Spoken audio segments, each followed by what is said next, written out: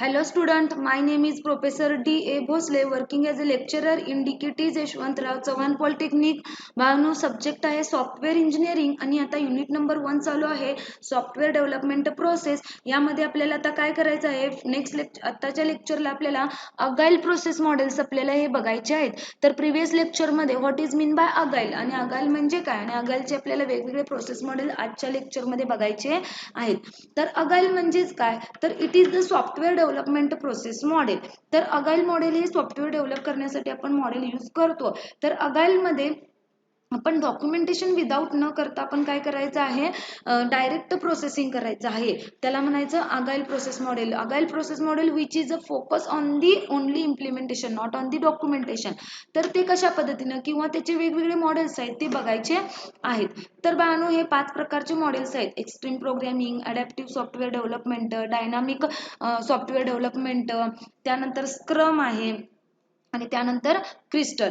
हे 5 models one by one बघायचे आहेत. आता फर्स्ट मॉडेल बघूया extreme programming. Extreme programming is one of the best known agile method. This approach was suggested by Kent Beck in 2000. The extreme programming process ही कोण develop केलेली आहे Kent back या सायंटिस्टनी 2000 मध्ये डेव्हलप केलेली आहे. द एक्स्ट्रीम प्रोग्रॅमिंग म्हणजेच हे अगाईल प्रोसेस मॉडेल आहे. आता कस्टमर और representative of customer is involved through out the development process. म्हणजे एक्स्ट्रीम मध्ये तो आपला एंड युजर पण असणार आहे आणि त्याच्या रिलेटेड जे कोणी रिप्रेझेंटेटिव्ह असणार आहेत ते सुद्धा या डेव्हलपमेंट टीम मध्ये ऍड असणार आहेत. The customer and developer together prepare a story card in which customer needs are mentioned. ज्या पद्धतीनं कस्टमरला सॉफ्टवेअर डेव्हलप करून घ्यायचं आहे त्या पद्धतीने त्या कस्टमरला इन्व्हॉल्व करून सुद्धा ते प्रोजेक्ट डेव्हलप करायचा आहे. The development team aims to implement the scenarios in the story card. Story card इथं मेन्शन केलेलं आहे म्हणजे त्याच्यामध्ये डेव्हलपमेंट टीमने सुद्धा इन्व्हॉल्व करून त्याचा शॉर्टमध्ये स्किनॅरिओ क्रिएट करायचा आहे. After developing the story card, the development team breaks down the total works in small task. म्हणजे काय करायचं स्मॉल मॉडेल्स डेव्हलप करून ते सेपरेट मॉडेल्स वेगवेगळ्या टीमला डिस्ट्रीब्यूट करून ते मॉडेल्स एकत्र करायचे आहेत. त्यालाच म्हणायचं extreme programming. The customer priorities the stories for implementation then release the complete software in small and frequent releases. म्हणजे वेगवेगळे मॉडेल्स हे आपण वेगवेगळे डिझाईन करणार आणि ते मॉडेल्स एकत्र केल्यानंतर कस्टमरच्या रिक्वायरमेंट सगळ्या फुलफिल होणार आहेत. त्याला म्हणायचं एक्स्ट्रीम प्रोग्रॅमिंग. तर आता हे एक्स्ट्रीम प्रोग्रॅमिंग म्हणजे काय तर इथे एक डायग्राम दाखवतोय बघा आणि डायग्राम मध्ये बघा पहिल्यांदा काय आहे story card create a small task. म्हणजे एक लहानशी असं स्मॉल टास्क तयार करा आणि स्मॉलचं एक डॉक्युमेंटेशन करा. त्याच्यामध्ये ते टास्क स्मॉल कार्ड आहे ते डिस्ट्रीब्यूट करा. त्याच्या तो प्लॅन तयार करा. प्लॅन केल्यानंतर त्याच्या रिलेटेड सॉफ्टवेअर डेव्हलप करा आणि परत त्याच्यामध्ये ते टेस्टिंग वगैरे सगळं कोडिंग इम्प्लिमेंटेशन करा आणि त्यानंतर ते सॉफ्टवेअर म्हणजे एक स्मॉल मॉड्यूल रिलीज करा आणि ते हँड ओव्हर करायचं आहे म्हणजे ते प्रोसेसमध्ये इव्हॅल्युएट करायचं आहे. अशा पद्धतीनं स्मॉल स्टोरी कार्ड्स एकत्र करून आपल्याला एक मोठा सॉफ्टवेअर रिलीज करायचा आहे बाय युझिंग एक्स्ट्रीम प्रोग्रॅमिंग. तर नेक्स्ट आहे सेकंड अगाईल प्रोसेस मॉडेल आहे adaptive software development. This approach is useful in building the complex software system using iterative approach. म्हणजे हे काय आहे सॉफ्टवेअर डेव्हलपमेंट आहे ते वेगवेगळे मोठमोठे कॉम्प्लेक्स प्रोजेक्ट डेव्हलप करण्यासाठी आपण यूज करणार आहोत. The focus of this method is on working in collaboration and team self organisation. The life cycle of ASD. ASD म्हणजे अडॅप्टिव्ह सॉफ्टवेअर डेव्हलपमेंट. याच्यामध्ये 3 फेजेस इन्क्लूड केलेले आहेत स्पेक्युलेशन, कोलॅबरेशन आणि last आहे learning. Speculation. In this phase, the adaptive cycle planning is conducted. In this cycle, planning mainly types of information is used such as a customer mission statements, project constraint आणि requirements. म्हणजे speculation म्हणजे काय करायचं आहे त्याच्यामध्ये planning करायचं आहे ज्या कस्टमरच्या रिक्वायरमेंट्स आहेत किंवा जे मिशन आहे याच्यावरती तुम्हाला काम करून एक प्लॅनिंग करायचं आहे. त्यानंतर नेक्स्ट आहे collaboration. In this phase collaboration among the members of development team is की फॅक्टर.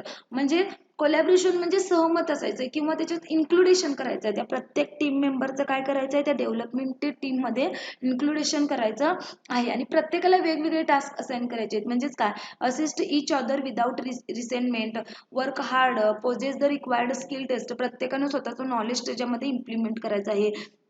त्यानंतर communicate the problem and help each other, म्हणजे जर एखाद्याला प्रॉब्लेम आला तर तो दुसऱ्याने मदत करून तो प्रॉब्लेम रिमूव्ह केला पाहिजे, म्हणजे कोलॅबरेशन, सहमत असलं पाहिजे त्या प्रत्येक टीम बरोबर. त्यानंतर नेक्स्ट आहे थर्ड लर्निंग. लर्निंगमध्ये सुद्धा 3 प्रकारचे टीम मेंबर्स असणार आहेत, focus group, formal technical review आणि पोस्टमॉर्टम्स. आता फोकस ग्रुप म्हणजेच काय, the feedback from end user is obtained. म्हणजे फोकस ग्रुप म्हणजे आता मी सॉफ्टवेअर डेव्हलप केलंय तर त्याचा फीडबॅक घ्यायचा एंड युजर कडून, ते डेव्हलप झालंय का नाही, त्याच्यामध्ये काही करेक्शन्स आहेत की नाहीत, ह्याच्यासाठी एक वेगळा ग्रुप असतो. नेक्स्ट आहे फॉर्मल टेक्निकल रिव्ह्यू, म्हणजे review of software component is conducted for better quality. Formal technical review म्हणजेच काय, FTR म्हणायचं त्याला. तर आपल्या सॉफ्टवेअरची क्वालिटी चांगल्या पद्धतीनं मेंटेन करण्यासाठी त्याची सुद्धा आपल्याला एक टीम तयार करायची आहे की ती क्वालिटी कायम त्यानं क्वालिटी मेजर केली पाहिजे. नेक्स्ट आहे postmortem. The team analysis its own performance and makes appropriate improvements. Postmortem म्हणजेच काय, आता तुम्ही क्वालिटी मेंटेन करणार, एक एंड युजरकडून फीडबॅक घेण्यासाठी टीम तयार करणार, मग त्याचा इम्पॅक्ट होऊन तुमच्या युजरवरती किंवा तुमचे जे डेव्हलपर्स आहेत त्यांच्यावरती तुम्ही ते अनालिसिस करायचं आहे आणि त्यांचा परफॉर्मन्स इन्क्रीज करायचा आहे, जेणेकरून आपण सॉफ्टवेअर चांगल्या पद्धतीने डेव्हलप करू शकेल. अशा पद्धतीने हे अडॅप्टिव्ह सॉफ्टवेअर डेव्हलपमेंट आहे. आता थर्ड आहे स्क्रम. स्क्रम म्हणजे क्वेश्चन विचारतात ना बाळांनो, एक्सप्लेन स्क्रम. स्क्रम म्हणजे काय आहे, अगाईल प्रोसेस मॉडेलच आहे which is used for developing complex software system. हे जो अगाईल प्रोसेस मॉडेल आहे स्क्रम, हा मोठमोठे कॉम्प्लेक्स प्रोजेक्टच डेव्हलप करण्यासाठी वापरतात. It is a light weight process framework that can be used to manage and control the software development using iterative and incremental approach. आपण incremental process model वगैरे बघितले होते, तर त्या फ्रेमवर्क ऍक्टिव्हिटीज यूज करून आपल्याला काय करायचे, स्क्रम मॉडेल डिझाईन करून. आता हे जास्तीत जास्त मॉडेल जे आहेत ते जास्त मोठमोठ्या कंपनीमध्ये प्रोजेक्ट असतात तिथं आपण यूज करतो. त्याचे सुद्धा वेगवेगळे प्रिन्सिपल्स आहेत ते आपण बघूया. There are small working team on the software development project, म्हणजे एक लहानशी टीम असते त्या डेव्हलपमेंटसाठी. नेक्स्ट आहे the task of people must be partitioned into small and clean packets, म्हणजे लहान लहानशे स्मॉल काय करायचं, मॉडेल्स डिझाईन करायचे आणि ते डिस्ट्रीब्यूट करायचे. This the process must accommodate and the technical और business changes if they occur. ते काय करायचं आहे, टेक्निकल चेंजेस वगैरे तुम्हाला करायचे असतील तर तुम्ही ते सुद्धा करता आले पाहिजे, त्याची एक टीम तयार करायची आहे. The process should produce software increment. This increment must be inspected, tested, documented and built on. Next आहे during the product building and constant testing documentation must be conducted. म्हणजे तुम्हाला इथं डॉक्युमेंटेशन कंपल्सरी ह्या मॉडेलमध्ये तुम्हाला तयार करायचं आहे. The scrum process must produce the working model of the product Wien ever demanded or required. म्हणजे स्क्रम प्रोसेस मॉडेल आपण कधी यूज करू शकतो, जेव्हा एखादं वर्किंगमध्ये ॲक्च्युअलमध्ये तुम्हाला प्रोजेक्ट कंपल्सरी तो करायचाच असेल तेव्हा आपण स्क्रम मॉडेल यूज करू शकतो. त्यामध्ये सुद्धा स्क्रम मॉडेल सुद्धा डेव्हलपमेंट ऍक्टिव्हिटीज आहेत. तर तुम्हाला इथं बघा स्क्रम मॉडेलमध्ये वेगवेगळे सॉफ्टवेअर प्रोसेस पॅटर्न आहेत. The software process pattern defines the set of development activities. म्हणजे त्याच्यामध्ये काय असणार आहे, बॅकलॉग असणार आहे, स्प्रिंट, मीटिंग आणि डेमो. म्हणजे बॅकलॉग म्हणजेच काय, प्रिव्हियस प्रोजेक्ट जर असेल त्याच्यावरती तुम्हाला स्टडी करायचा आहे, त्यानंतर स्प्रिंट आहे, त्यानंतर मीटिंग्स घ्यायचे आहेत, त्यानंतर त्याचा डेमो द्यायचा आहे.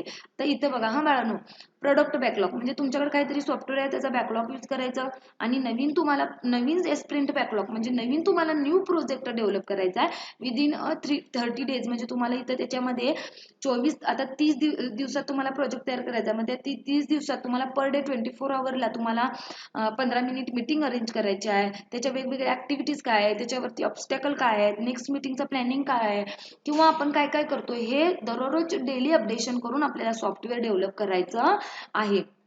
म्हणजे बॅकलॉग यूज करून आपण नवीन स्प्रिंट बॅकलॉग. एक स्प्रिंट बॅकलॉग म्हणजेच काय, तर तुम्ही जो आधीच्या प्रोजेक्टचा बॅकलॉग आणि आता सध्याला तुमच्याकडे कोणता डेटा आहे, म्हणजे प्रिव्हियस असा जो कुठेतरी प्रोजेक्ट तयार असणार ना त्याचा तो बॅकलॉग घ्यायचा, आणि तुमच्याकडे जो मॉडेल आहे किंवा तुम्ही ते अगेन यूज करू शकता असा डेटा एकत्र करून आपल्याला ह्या 30 दिवसात नवीन सॉफ्टवेअर डेव्हलप करायचे आहे. त्या 30 दिवसात वेगवेगळ्या मीटिंग अरेंज करायच्या आहेत. असा हा स्क्रम मॉडेल आहे. त्याच्यामध्ये स्क्रम मास्टर आणि टीम मेंबर असे 2 मेंबर्स असणार. स्क्रम मास्टर म्हणजेच काय, तो मीटिंग घेणार, तो मीटिंग अरेंज करणार, मोटिवेट करणार टीम मेंबरला, त्याला म्हणायचं स्क्रम मास्टर. आणि टीम मेंबर म्हणजेच काय, ऍक्च्युअल त्या टीम प्रोजेक्टवरती जे काम करणार त्याला म्हणायचं टीम मेंबर. ह्या स्क्रम मॉडेलचे सुद्धा वेगवेगळे ऍडव्हान्टेजेस आहेत आणि डिसएडव्हान्टेजेस आहेत. Scrum model brings the transparency in the project development status. It provides the flexibility, म्हणजे चेंजेस वगैरे कधी करू आपण त्याच्यामध्ये इझिली करू शकतो. There is improved communication, the productivity can be improved.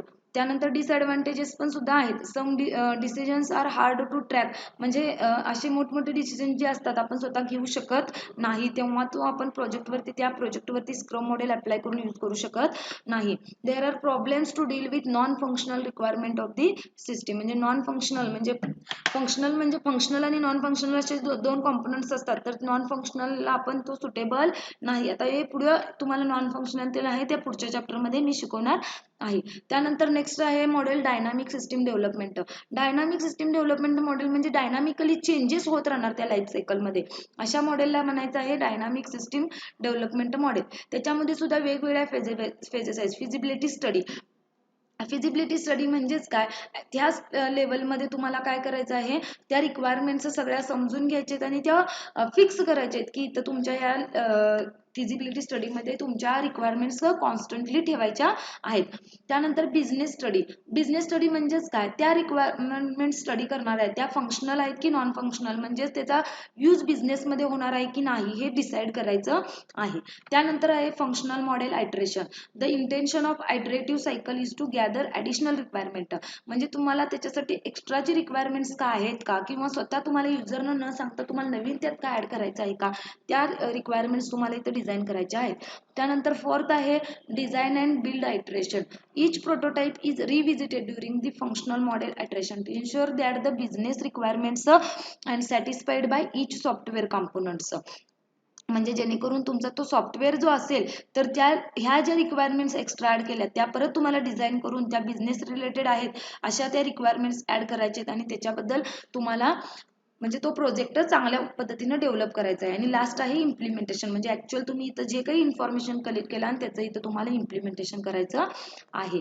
आणि त्यानंतर नेक्स्ट मॉडेल आहे क्रिस्टल मॉडेल. क्रिस्टल म्हणजेच काय, this is the Cockburn and Highsmith suggested the crystal family of agile method. म्हणजे हा कोण डेव्हलप केलेला आहे, कॉकबर्न आणि हाय स्मिथ या सायंटिस्टने डेव्हलप केलेला आहे. The primary goal of this model is to deliver used and working software, म्हणजे तुम्हाला असा सॉफ्टवेअर हँडओव्हर करायचा आहे जो सध्याला वर्किंग मध्ये आहे.